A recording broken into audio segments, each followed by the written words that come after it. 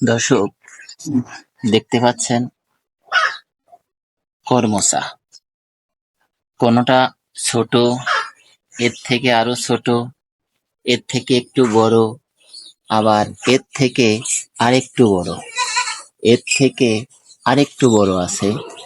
আপনাদেরকে দেখাই, এই দেখেন। তো এখানে ৩-৪ ধরনের মানে ফল হয়, আবার ফুল ফোটে।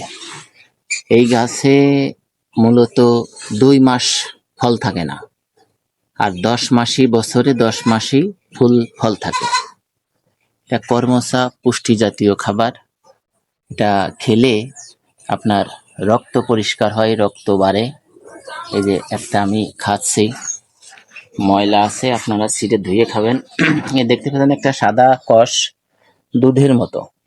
এটা খুব উপকারী। আমি খাই, বিসমিল্লাহ।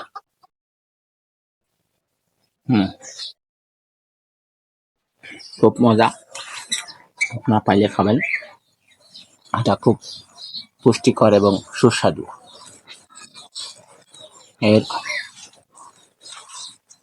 উপকারিতা অনেক, আপনারা জেনে থাকবেন।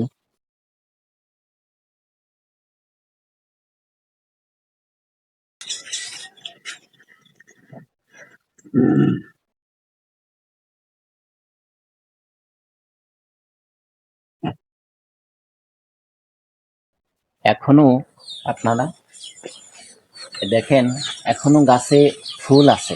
এই দেখেন, ফুল আছে, ফুলের কড়ি এখনো ফুল ফোটেনি, ফুলের কড়ি, ফুলটা ধরবে। হ্যাঁ, আপনাদেরকে ফুলটা দেখাই, আসুন।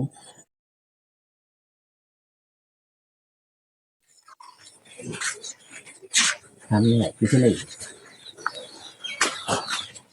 এই দেখেন দর্শক, এখনো ফুল আছে, ফুল আছে, ফুলের কড়ি আছে, সব আছে।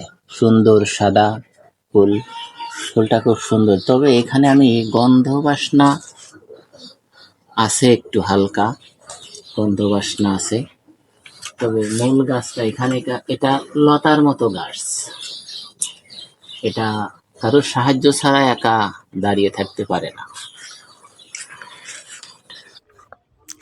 করমচা, এটা হচ্ছে বাংলা নাম। এর ইংরেজি নাম অ্যাপোসাইনেসি, আর বৈজ্ঞানিক নাম হচ্ছে ক্যারিসা ক্যারুন্ডাস। ক্যারিসা ক্যারুন্ডাস বৈজ্ঞানিক নাম এর। এটা হচ্ছে বাড়ির আঙিনায়। এর ফল প্রথমে সবুজ থাকে, তারপর মেরুন আকার ধারণ করে, তারপর যখন বেশি পেকে যায় তখন কালো হয়ে যায়। এতে ভিটামিন সি যুক্ত খাবার। এটার অনেক পুষ্টিকর খাবার। এটা পাতা সবুজ, গোলাকার, লম্বাটে। এটা কাঁটাযুক্ত গাছ, এ গাছে কাঁটা আছে। এটা লতা ধরনের গাছ, 5 থেকে 6 সেন্টিমিটার লম্বা হয়।